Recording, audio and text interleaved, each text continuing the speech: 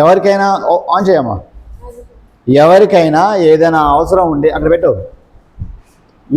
వినకపోతే ఏం చేయాలో అర్థం కాదంత అయోమయంగా ఉంటుంది. ఇలా నేను క్లాస్ చెబుతున్నప్పుడు బయటికి వెళ్ళిన వాళ్ళు లోపలికి వచ్చి సార్ మే కమిన్ సార్ అంటే నేను ఏదైతే అంశం చెబుతున్నానో ఆ అంశం చెప్పేటప్పుడు ఆ అంశం డైవర్ట్ అవుతుంది. నా ఏకాగ్రత, నా మనసు, నా చూపు అతని వంక వెళ్ళి రమ్మని చెప్పేటప్పుడు ఇది ఏదైతే చెప్పాలనుకున్నానో ఆ విషయం పోతుంది. అవునంటారా కాదంటారా? అలాగే మధ్యలో మీకు ఏదైనా అవసరం ఉండి సార్ నాకు పాస్ వస్తాను సార్, నేను పెన్ను తెచ్చుకుంటా సార్, నాకు పని ఉంది సార్ అని చెప్పేసి నువ్వు బయటికి వెళ్ళావనుకో, నేను ఏదో ఫ్లోలో వెళ్తున్నానో ఏదైతే సబ్జెక్ట్లో ఉన్నానో అక్కడ కూడా ఆ రకంగా కూడా సబ్జెక్ట్ డైవర్ట్ అవుతుంది. అది ఆటంకపరచడం అవుతుంది. అలా ఆటంకపరిచే ప్రయత్నం చేయదు. అట్లాంటి వాళ్ళు ఏదైనా అవసరం ఉంటే దయచేసి వెళ్ళిపోండి. ఇది ఎక్స్ట్రా క్లాస్. నా ఓన్ ఇంట్రెస్ట్తో మీకు 4 విషయాలు చెబుదామనే ఉద్దేశంతో మధ్యాహ్నం భోజనం అయిన తర్వాత మిమ్మల్ని ఇబ్బంది పెట్టకుండా మీకు ఇష్టం ఎవరైతే ఇష్టం ఉన్నారో ఇష్టం ఉన్న వాళ్ళకే 4 విషయాలు చెబుదామని పిలిచాను. ఇష్టం లేకపోతే, వినాలనే ఉద్దేశం లేకపోతే హాయిగా వెళ్ళి పడుకోవచ్చు, రెస్ట్ తీసుకోండి. కానీ బయటకి ఈ ఎండలో తిరగడం, కొట్ల వెంట మన పొదల వెంట తిరగడం లాంటివి చేయొద్దు. ఓకేనా? రైట్. అయితే నిన్నటి రోజు ఏంటో తెలుసా? ఈరోజు ఏం తారీఖు? 15 ఏప్రిల్ కదా. అంటే ఈరోజు 15 ఏప్రిల్ అంటే నిన్న తారీఖు ఎంత అయి ఉంటుంది? 14 ఏప్రిల్. 14 ఏప్రిల్ ప్రత్యేకత ఏంటిది?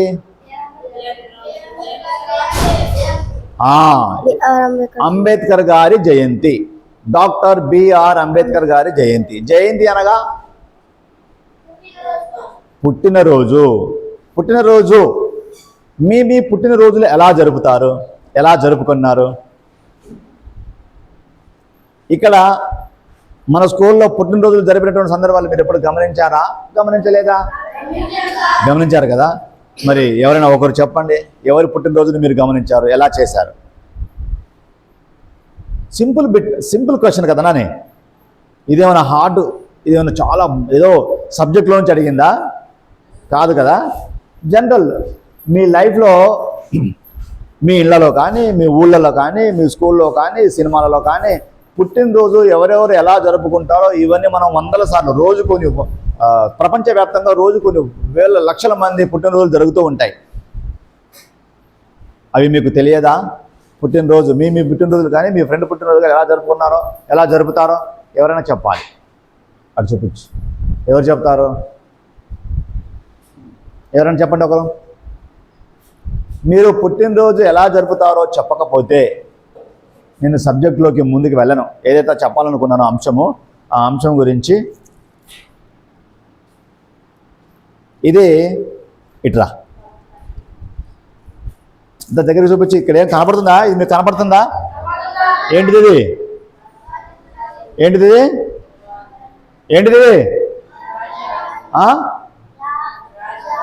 పుస్తకము. ఏంటిది? పుస్తకము. 9th క్లాస్ పిల్లలు చేతులు ఎత్తండి. 9th class చైతింపండి. 8th క్లాస్ పిల్లలు చేతులు ఎత్తండి, చైతింపండి. 8th క్లాస్ 9th క్లాస్ అంతా పెద్ద పిల్లలు. అయినా సరే ఇదేంటిదో అనేది మీకు అర్థం కావట్లేదా? ఏదేదో చెబుతున్నారు. ఒక్కడైనా పుస్తకం అని చెప్పిండా? ఏంటని అంత అమాయకంగా ఉంటే ఎట్లరా? సరే, మరి ఇదేం పుస్తకం? ప్రతి పుస్తకానికి ఒక పేరు, ఊరు, అడ్రస్ వగైరా ఉంటుంది కదా. ఇదేం పుస్తకమో ఊహించగలరా? నాకు చిన్నప్పటి నుంచి మా గురువులు, మా తల్లిదండ్రులు అంత చదువుకోలేదు, కానీ నాకు గురువులు నేర్పినటువంటి అలవాటు ఏంటిదంటే ఏదైనా పుస్తకం దొరకగానే మన సొంత పుస్తకం ఏదైనా ఉంటే టెక్స్ట్ బుక్లు కూడా ఇచ్చిన తర్వాత వెంటనే ఇలా భద్రంగా వాటికి అట్టపెట్టుకోవాలని చెప్పి సూచించేవాళ్ళు. అది అప్పటి నుంచి అలవాటైంది. సో ఆ అలవాటు ప్రకారంగా ఇప్పుడు నేను టీచర్ అయినప్పటికీ కొత్త పుస్తకాలు కొన్న వెంటనే ఇలా భద్రంగా పెట్టుకునే అలవాటు అయిపోయింది. ఇది చూస్తే జనరల్గా పెద్దోళ్ళు నవ్వుతారు. మరి చిన్నపిల్లలాగా పుస్తకానికి అట్ట పెట్టాడు ఏంటిది అంటే అప్పుడు అలవాటు చేసుకున్న అలవాటైంది. దీనివల్ల ఈ పుస్తకం భద్రంగా ఉంటుందని, అంతేకాని ఇంకొకటి కాదు. అయితే ఇలా మీరు కూడా మీ పుస్తకాలని అట్ట పెట్టుకోండి, భద్రంగా చూసుకోండి. మీరు దానికి ఇచ్చేటువంటి మర్యాదను బట్టే ఆ పుస్తకం మీకు చదువు పట్ల ఎంత అభిమానం, ఆసక్తి ఉందో తెలుస్తుంది అని చెప్పేసి గురువులందరం చెబుతున్నాం. అవునా? కానీ చూడండి ఒకసారి పుస్తకాలు మీరు నాకు చెప్పారు కదా, హిందీ పుస్తకం ఎంతమంది ఇచ్చారో, ఎంతమంది పుస్తకాలు చినిగిపోయినవి ఉన్నాయో మీరు గమనించారు, అవునా? 1-2 పుస్తకాలు తప్ప మిగిలినవన్నీ చినిగిపోయి ఉన్నాయి. ఇంకా కొందరు పుస్తకాలే ఇవ్వలేదు, అవునా కాదా? నోరు తెరవండిరా. మరి ఇంత అశ్రద్ధగా ఉంటే ఎట్లానని? ఇటువంటి అలవాటు ఉండొచ్చా? ఒకరిని చూసి ఇంకొకరు ఎందుకు మీరు అలవాటు చేసుకోవట్లేదు, అలవాటు పడట్లేదు? సరే, ఇక నుంచి గడిచిపోయింది, ఇక నుంచి మీరు అలవాటు చేసుకోండి. ఈ పుస్తకము ఇక్కడ దగ్గరగా మీకు కనపడట్లేదు, కానీ ఇది అట్ట మీద ఉంది, అట్ట ఉండటం వల్ల కనపడట్లేదు. ఇదిగో, ఇది చూస్తుంటే మీకు ఏమనిపిస్తుంది? దేశ నాయకులు ఉన్నారు కదా, ఎవరో పెద్దలు ఉన్నారు, ఎవరెవరో పెద్ద మనుషులు ఉంటున్నారు, అవునా కాదా? రైట్. ఇకపోతే ఇంకో పేజీ ఓపెన్ చేస్తే ఇక్కడ ఈ పేజీలో మీకు ఇక్కడ చూడు, చదవండి. Very good. భారత రాజ్యాంగం సంబంధించి ఈ పుస్తకం ఏంటిది? భారత రాజ్యాంగం. ఓకే, ఇక్కడ ఈ ఫోటో చూడండి. ఎవరైనా ఈయన గారు, ఇలా చాలామంది నాయకుల ఫోటోలు ఉన్నాయి. ఈ పుస్తకాన్ని నేను ఇప్పుడు నా వయసు 45 సంవత్సరాలు, 45 సంవత్సరం క్రితం మొదలెట్టాను. అడపదడప చదువుతున్నాను. ఇన్నేళ్లుగా చదవాలనే ఆలోచన రాలేదు. కొన్ని విషయాలు తెలుసు, కొన్ని విషయాలు తెలియదు. నేను ఇలా ఇంత లేటుగా ఈ పుస్తకం చదవడం ప్రారంభించడం వల్ల చాలా జ్ఞానాన్ని కోల్పోయాను, చాలా వెనుకబడిపోయాను.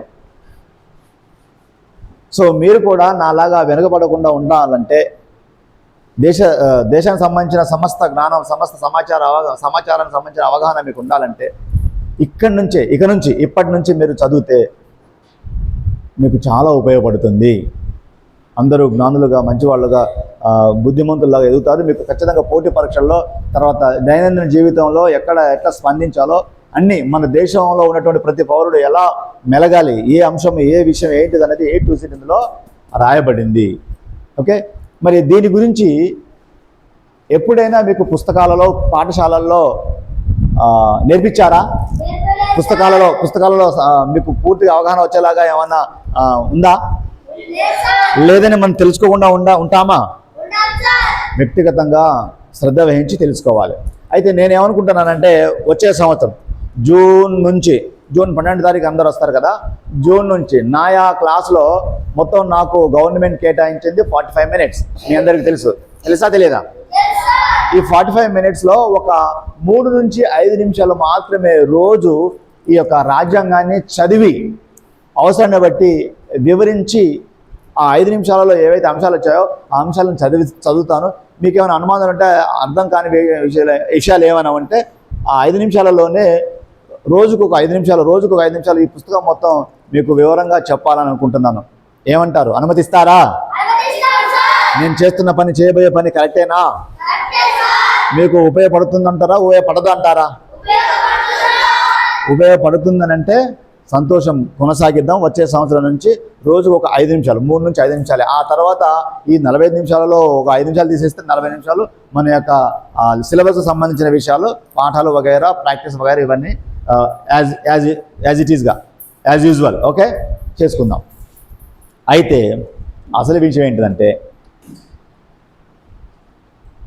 పుట్టినరోజు ఎలా జరుపుకుంటారు అన్న ప్రశ్నకు నాకు ఎవరు సమాధానం చెప్పలేదు. మీకు తెలిసిందే, పుట్టినరోజు ఎలా జరుపుకుంటారు? ఆ రోజు శుభ్రంగా స్నానం చేసుకుంటాం, వీలైతే కొత్త బట్టలు కొనుక్కుంటాం.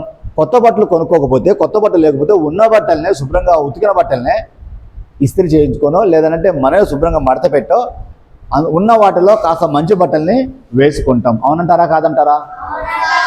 మీరు వేసుకోరు అట్లా? దేశంలో, ప్రపంచంలో మనుషులు పుట్టినరోజు చేసేటప్పుడు మురికి బట్టలు వేసుకుంటారా, మంచి బట్టలు వేసుకుంటారా? ఈ విషయం మీకు తెలుసు కదరా, మరి చెప్పారా? ఎందుకు చెప్పలేదు? పుట్టినరోజు చేసే పని మొట్టమొదటిది అదే కదా, మీరు ఎందుకు చెప్పలేదు మరి? సరే, నెక్స్ట్ ఒక అంశం నేను చెప్పాను. రెండో పాయింట్ ఏంటో, ఇంకేం చేస్తారో మీరు చెప్పాలి. ఏదైనా క్రమంగా పాయింట్ 1, 2, 3, 4, 5 ఇట్లా నంబర్లు ఏమైనా ఉంటాయా? ఉన్నా కదా, ఏ పాయింట్ అయినా వెనక ముందు చెప్పొచ్చు. అవునా? చెప్పండి. నెక్స్ట్ ఏంటి, ఇంకేం చేస్తారు? శబాష్. ఏంటిది అది? కేక్ కట్ చేస్తారు. ఎంతమంది ఇప్పటివరకు కేకులు కట్ చేస్తారో చూపించు, చేతులు ఎత్తండి. కేక్ కట్ చేసిన వాళ్ళు, కేకులు కట్ చేసిన వాళ్ళు నిలబడండి ఒకసారి. ఓకే, షబాస్. నేను చెప్పేదాకా మీరు కూర్చోవద్దు. ఇది మీకు పనిష్మెంట్ కాదమ్మా, జస్ట్ నాకు మీ నుంచి కొంత మీ అనుభవం తెలుసుకోవడం కోసం. ఎవరైతే కేక్ కట్ చేయలేదో, ఎవరికైతే పుట్టినరోజు గురించి తెలియదో వాళ్ళకు కొన్ని విషయాలు తెలియపరచడం గురించి నాకు మీ అనుభవం కావాలి. చెప్తారా? రైట్. ఇంకేం చేస్తారు? ఒక 2 పాయింట్లు మీరు చెప్పారు. ఒకటేమో కొత్త బట్టలు, 2 కేక్ కట్ చేయడం. ఇంకేం చేస్తారో చెప్పాలి. శబాష్. ఆ రోజు కేక్తో పాటు చాక్లెట్లు, బిస్కెట్లు, మిక్చర్ వగైరా వగైరా మన ఇంట్లో ఏముంటుందో, మనం ఏం ఇవ్వగలమో, మన దగ్గర ఉన్నది మనం ప్రేమగా ఒకరికి ఇస్తాం, అందిస్తాం. అవునా? వారి నోరు తీపి చేయడం కోసం. అవునా? ఇంకా వెరీ గుడ్. వీలైతే కూల్ డ్రింక్స్ కూడా పోస్తారు కదా. శబాష్. ఇంకా అటు శబాష్, భలే చెప్తున్నారు రైడు.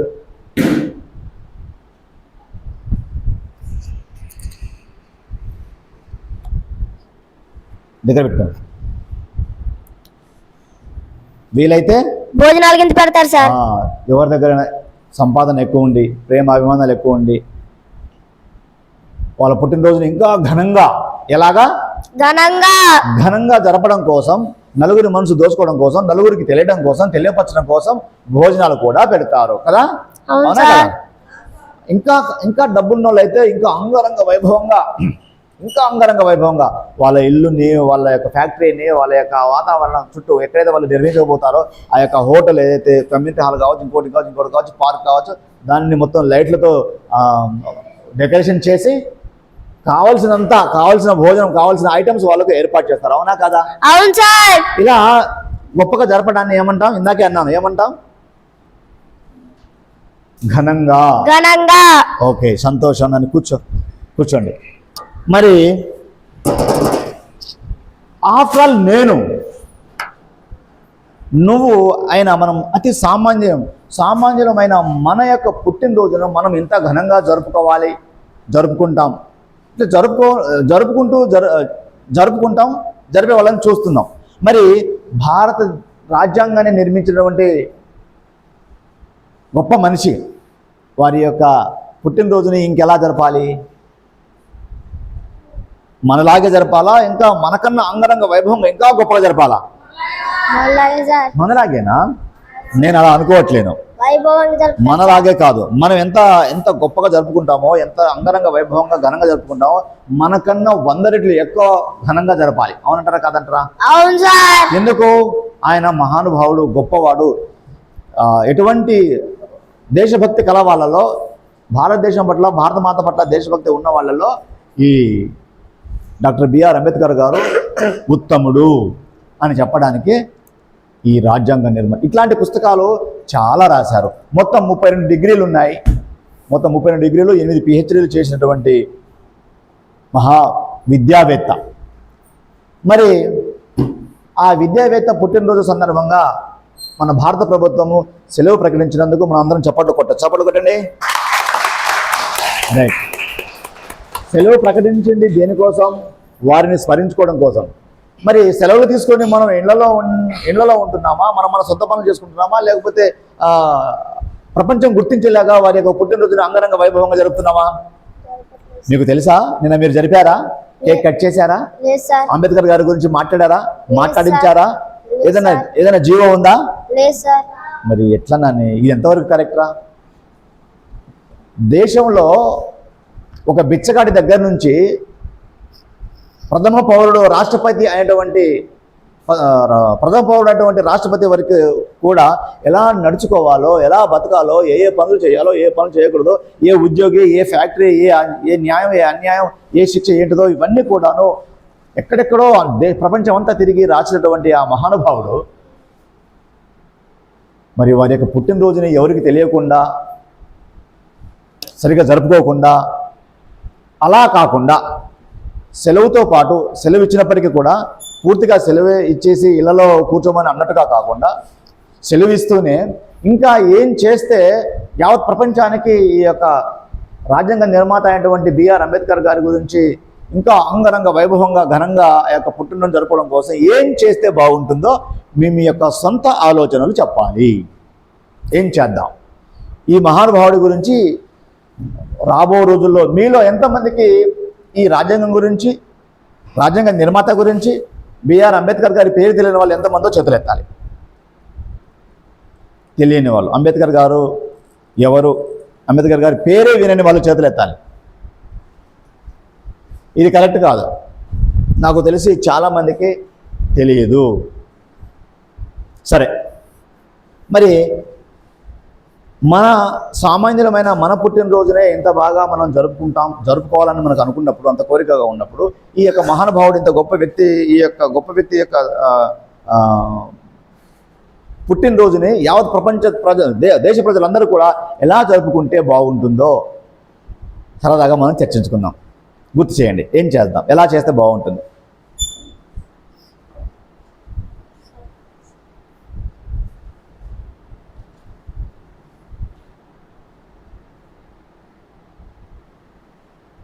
ఆ రోజు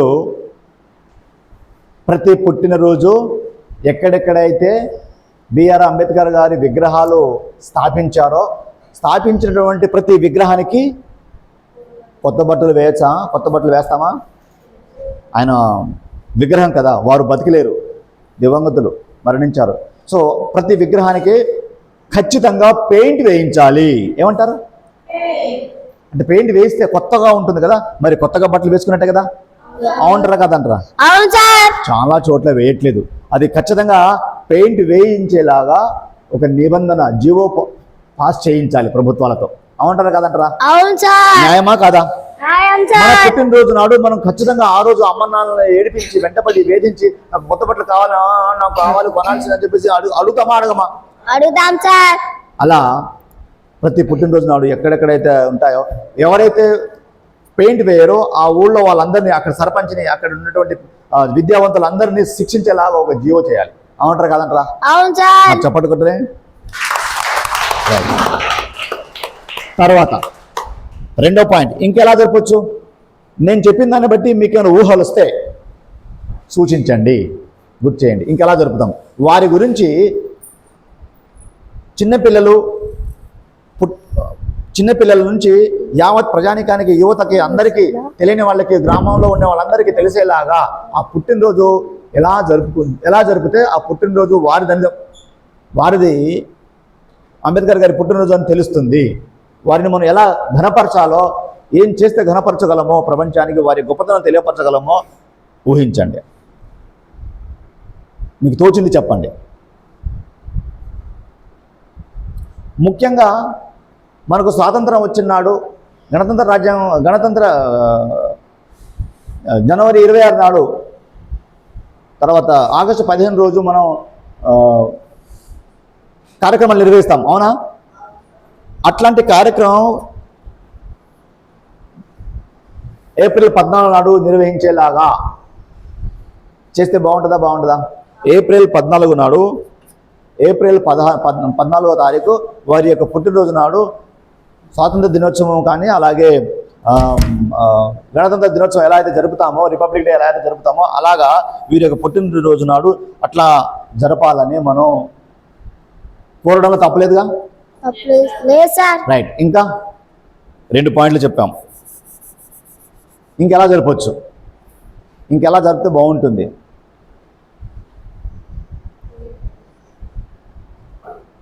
ఆలోచనలు రావట్లేవా?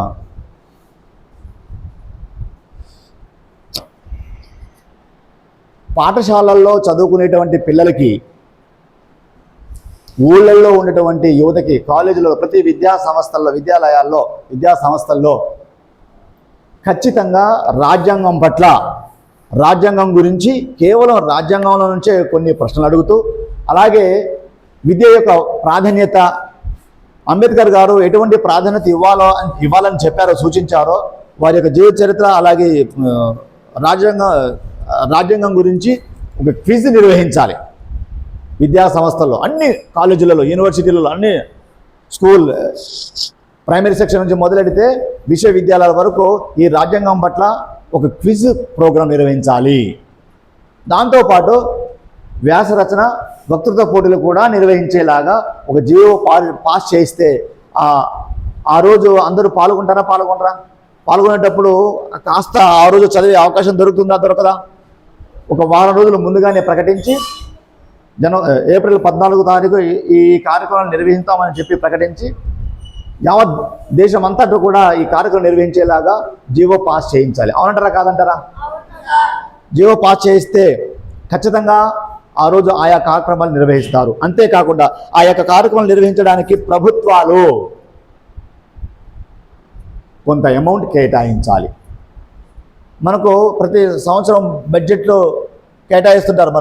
మీకు ఐడియా ఉందా?